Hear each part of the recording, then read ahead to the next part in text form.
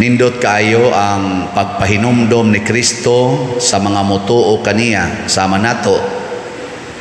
Sa may iyang pahinumdom nga kita di ay himuo niyang mga mamumuo, mga ngani. Kay daghan kuno ang anihon, jutay ra ang mga ngani. Kinsa may mga ngani, kining nisimba karon. Kinsa may anihonon, kadtong wa musimba. Sa survey ni adtong panahon sa IEC, na pamatud-an nga dinhis Pilipinas, sa mga Katoliko nga 85% ang aktibe ra nga musimba matag Domingo, naara sa mga 10%. Oh, di mo to. Tistingi og paniid sa inyong palibot. Pag-ihap og napo kabalay nga inyong silingan. Karon ba iguli ninyo? Unya suway og susi kada Domingo niining membro aning napo kabalay pilay mo simba. Bisa gani pa kadinhi duol simbahan. Makaingon gyud ka nga tinuod no sa nakatong malayo-layo. Pareha karon nagmisa ko sa ka barangay dinhi, barangay chapel. Akong gipangutana, pilay inyong population dinhi, das mga bata, mga 500, imo sa di pa diroy, pilam day, mga 2,000 pagani ka pindas mga bata. Nya ang nanimba wa kabot sa gatos. Nya katong misaha para tos tibuok barangay. Nako pertig yung dakua sa inyong anihonon. Dako kayo. Ang pangutana, kinirong nanimba, tinuod ba ka ni nga mamumuo? Kinsa ninyo dinhi ang musugot nga himuong mamumuo sa Ginoo? Taas ang kamot. O tanawa, tulura man gani kabuok. Nya hinay pa jud kag inisahan, ana pa gyud. Ako nakita tulura kabuok. Ambot ang choir gani wa mo isa. At iniisa de, wow, ako kabantay na. Ato, daghan-daghan na dito. Pasabot, niinisad karong nanambong, wa sa di siguro. Wa gani kaabot og 10%. Ang gusto yung muani.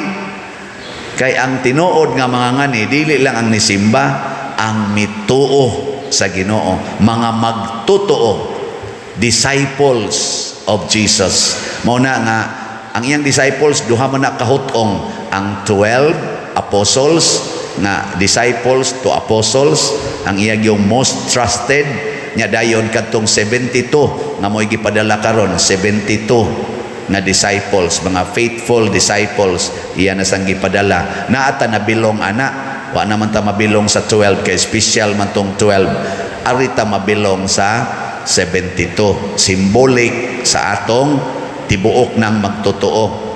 Sige, kadtong wa mo isa, mga disipulo mo siyawa. Lagi. Kay ang tinuod nga anihonon kanang mga taong giharian sa yawa.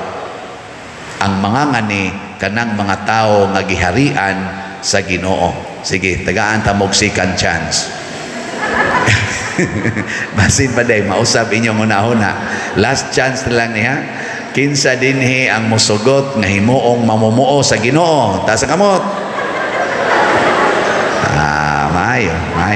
Ubay-ubay na. Jutay na lang ang wa mo isa. Pasabot, di pa to sila musugot nga himuong mamumuo sa Ginoo, posibleng mahimo silang mamumuo sa demonyo. Karon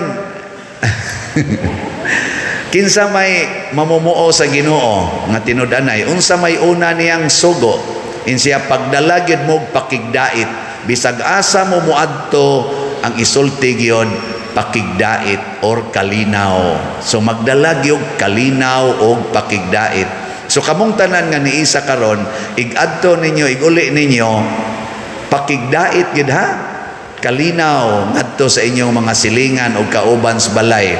Kamong mga ginikanan, kung magyaw-yaw na mo, unsa may inyong dala, pakigdait o kagubot? mo na ay na mo pagyaw-yaw, makigdait na mo sa inyo mga anak. Kamong mga anak, igabot sad sa inyo, adto ra mo magsigig tan-aw ng cellphone, di gid mo manghugas, di gid mo manglaba, di gid manglimpyo, nya dagko pa kay mugkaon. Unsa may inyong gidalasan ngadto sa inyong ginikanan, pakigdait o kasuko? Murag kasuko gitingali da. Maglagot man to magtan-aw ninyo. So makigdait ganita pasabot atong tagaan sila og nindot nga batasan, nindot nga naong. Sige, lingi ay mong tupad. Sugdi ko no be, tagaig nindot nga batasan, ing na friend na ta. Friend na ta ha.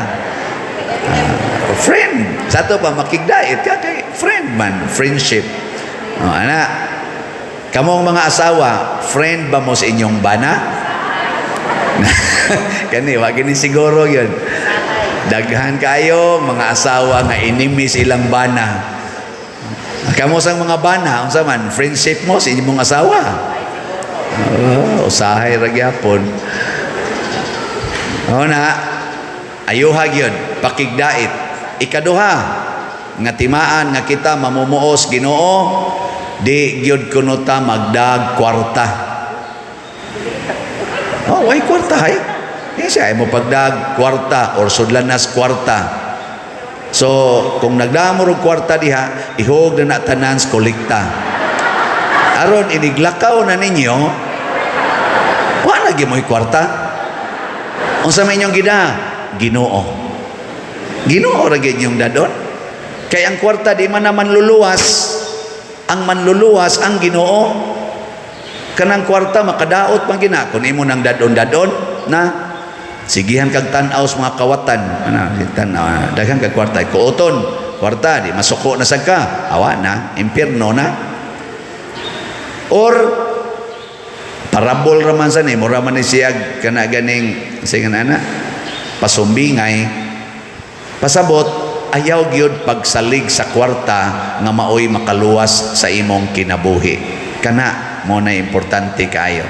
Ayaw pagsalig sa kwarta nga maoy makaluwas. Unsaon man ang kwarta himuang agianan sa imong pagpakigdait sa imong silingan. Kana nindot kay na. Unsa may bunga kun ato ning sundon, matod pa ni Kristo, muramog mga karnero nga gipadala taliwa sa mga lobo. Unsa man, i-abuse ta, pasakitan ta, insultohon ta sa mga taong dili pa suod sa Ginoo. Pero kay anihonon man, ani lang yun. Sa una, mananggi mig mais may amo dito, mananggi ba? Mais. Mga samad ni usahay, sa kanang iya bitang kanang inigana kanang iyang kilid sakit man na na masamad pero sige lang yun maani gyud tanan maani gyud katul kaayo kay perting daghanang dapaw ani lang yun makakaon yun agwanta ba mo na ingos Kristo gipadala ta mo samag mga karnero ngadto sa mga lobo insultuhan ginoon mo primero pero sige lang. Usa sa atong mga modelo karon sa pag-ani sa mga anihonon mao si Bishop Chupilo Kamomot nga karon Venerable Chupilo Kamomot na. Ang tanan kunong kolekta adto simbahan iya ginang ipanghatag ngadto sa panginahanglan sa simbahan labi na sa mga kabos. Ingon ana siya ka grabe muani motong nasuod gini siyag maayo karon santosono na kaning venerable mao na ni ang first step para mahimong full-fledged nga santos. Ang sunod ani beato or beatification nya ang sunod ayon sainthood. So na siya sa nasud na siya sa official step para mahimong santos. So ang ayan tang magpasalamat mao nang magpasalamat gyud ang Archdiocese og iproklamar siya aron mahimo siyang nato nga modelo sa pagkamangangani. Di ako'y letter diring nadawat gikan sa iyang napmugna usas iyang namugna ang mga congregation sa mga madre kaning DST, Daughters of Santa Teresa, of Saint Teresa. Ang letter, July 2, gahapon July 2, 2022. Akong basahon na. Ano na ba diyan? Ibutang ang litrato ni Bishop Chupilo Camomot. An appeal for financial assistance for the solemn Thanksgiving Mass and promulgation of the decree of heroic virtues of Venerable Chupilo Camomot. 2, gi-address ni siya, all territorial and online parishioners of Reverend Father Crescenciano Ubod. Sikat kita. Bati appeal mo ani ay. Awa. Ako si Reverend Mother Maria Luella Grace L. Boscato, DST, Mother General sa Daughters of Saint Teresa, usa ka kongregasyon founded by Venerable Chupilo Camomot. Nagpasalamat sa Dios sa dakong grasya nga iyang gihatag kanamo o kanatong tanan sa pagtuboy sa Santo Papa Pope Francis ni Archbishop Chupilo Camomot as Venerable last May 21, 2022. Tungod niini adunay solemn Thanksgiving Mass and promulgation of the decree of heroic virtues of Venerable Chupilo Camomot karong July 27, 2022 nga pagahimuon didto sa New Saint Teresa Chapel sa DST Compound, Valladolid, Carcar, Cebu City. Uban sa pagtugot sa Arsobispo sa Sugbo, Archbishop Jose Espalma Didi, we organized a committee og ingon man usab sa pagpangayo og tabang finansyal sa mga tao nga adunay malumong kasing-kasing tungod kay usaman kini ka archdiocesan event. Sa paghimo namo sa budget, mi come out nga moabot og around 7 million pesos ang kinahanglanon para sa maong kalihukan. With the time giving nga haduol na jud kaayo, maglisod na jud ang among community pag-procure ani nga amount. Since si Father Crescenciano Ubod proven naman abi na kong proven naman sa kabagag naong proven naman sa pagtabang sa mga dagkong archdiocesan events like the construction sa Capilinia de Fatima o sa consecration rite niini, kami midangop usab ni Father Ciano o muhangyo ninyong mga parishioners, online and territorial parishioners to help us provide the necessary financial budget for the event in honor of Venerable Chupilo Camomot. Sa katapusan, kami nag-invite kaninyo sa pagtambong ni ining talagsaon o dakong event sa atong Archdiocese of Cebu. Daghan kayong salamat in advance sa inyong pagtabang kanamo. Kami manghinaot nga ang Dios nga makagagahom sa tanan ang tuburan sa grasya, magpanalangin kaninyo og sa inyong banay sa kanunay, og ingon man usab si Venerable Chupilo Camomot maghatag unta sa iyang amahanong panalangin kaninyong tanan. God bless you all. So gikanin ni Mother Maria Luella Grace Boscato ang ilang Mother General karon sa DST. Sugot mo aning sulata dili? Hinay man.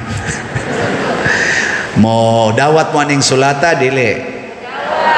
Kana mo na mo dawat. So ako mo dawat pud ko niya akong i-declare karong Domingo ha nga stop usa nato ang ato dinhing DOPS ang para sa atong parokya kay archdiocesan man nga event mo supersede ni sa atong panginahanglan.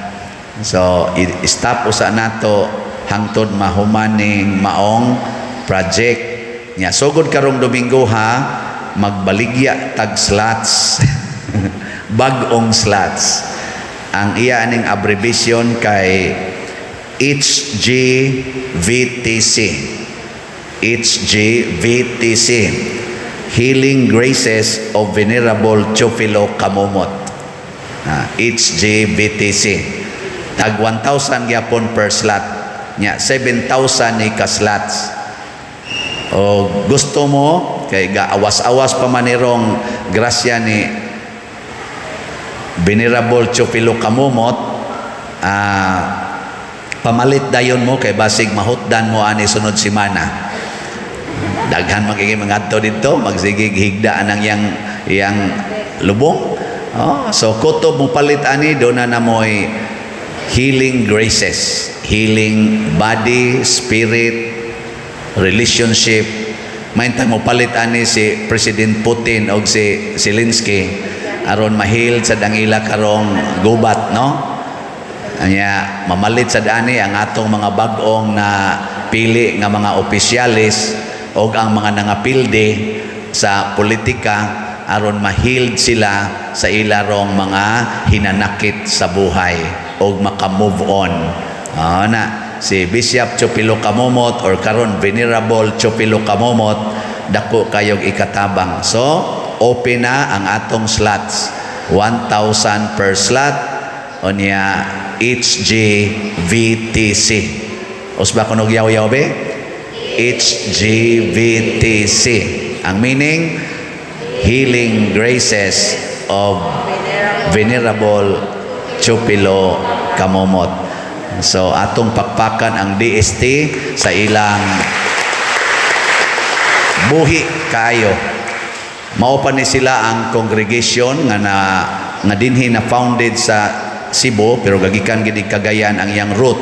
Karon founded diri gid ni Tobo, tuasa ni sila yung mga branches sa ubang mga diocese or mga igsoon, pero nahimo dayon silang pontifical right tungod sa kakusog sa ilang bukasyon. Daghan kayong bukasyon nga epektibo kayo ang ilang apostolate dinis atong archdiocese o kasilinganan. Kita mo na mga madriha kanang brown ba? Brown ang ilang kwan. Mura sila dahong laya pero buhi kay kasing-kasing. Brown. Opposite po na sila sa kaning kang Monsignor Crikenbeck, kanang green. Mura sa dahong lunhaw. So green o brown. So kani sila brown eh. So ato ning dawaton ha. Nya ihunong sa nato ang atong dopes, ato lang gining isakripisyo. 12,000 man to atong target. As of yesterday, nakabaligya na ta sa atong dopes og 10,199 slots. So 1,000 na lang kapin pero nasa diay mo padayog palit sa dopes nganong di man dawaton pero officially ato lang sang ihonong, pero ang final counting ani karon pang Wednesday ang atong final counting sa dopes. So 12,000 may atong gitarget para makastart sa atong construction, hopefully basin pag madali ra ni kahalin ang kang Bishop Teofilo Kamumot. Unahon tani kay karon na ning July 27 nya maikog punta sa atong archdiocese labi na ni Archbishop Palma nga mi initiate or mi tugot nining maong Thanksgiving event nya wa nya tay ika-support. Hibaw ko wa gyoy lisod basta magkasinabot lang ta, no? So HGBTC slots. Ako ning giapil sa kong humili ngano man matod pa sa Ginoo, ayaw mo kalipay kung makapawagtang mog mga yawa, makaayo mog mga masakiton. Unsa may atong ikalipay nga masuwat ang atong ngalan didto sa langit. Masulat ba ang atong ngalan didto sa langit? Si San Pedro o si San Pablo sa atong ikaduhang pagbasa niingon siya, patay na ang kalibutan para nako og patay na sad ko para sa kalibutan. Unsa may buhi diri nako mao si Kristo. Kanang kwarta, kanang tanang mga kwarta dili na importante kun way Ginoo wa gid nay balyo ang kwarta, balay, sakyanan, dungog, wa gid nay balyo basta way Ginoo. Muna si Bishop Chupilo Kamumot nagpakita niini. O kita sad moambit niini aron mahimong mapuslano ng atong paggamit sa kwarta. Mahimong makaani og daghang kalag. So pangimbitar mo og mga kalag bisag ka nang wa mo simba. Ingna pamalit mo slot para ni Bishop Chupilo Kamumot aron do na mo'y healing graces. Dili lang physical, galabi giron ang healing sa atong spiritual sicknesses.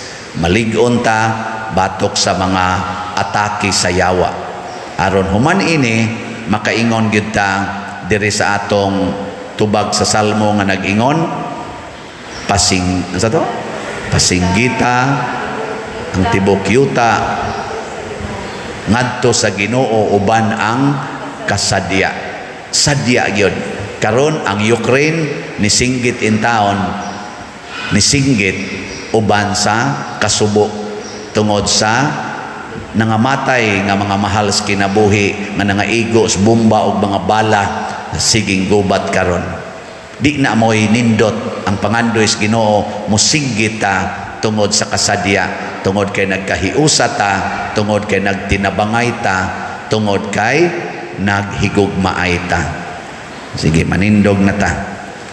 Nagato ako sa Dios Amahan, makagagahom sa tanan, magbubuhat sa langit ug sa yuta, ug kang Hesukristo iyang anak nga bugtong Ginoo nato, magipanamkon sa lalang sa Espiritu Santo, gianak ni Maria nga Birhen, gisakit sa sugo ni Poncio Pilato, gilansang sa krus, namatay o gilubong, mikunsad sa mga minatay, sa ikatulo ka adlaw nabanhaw, mingsaka sa langit ug nagalingkod sa tuo sa Dios nga Amahan, makagagahom sa tanan.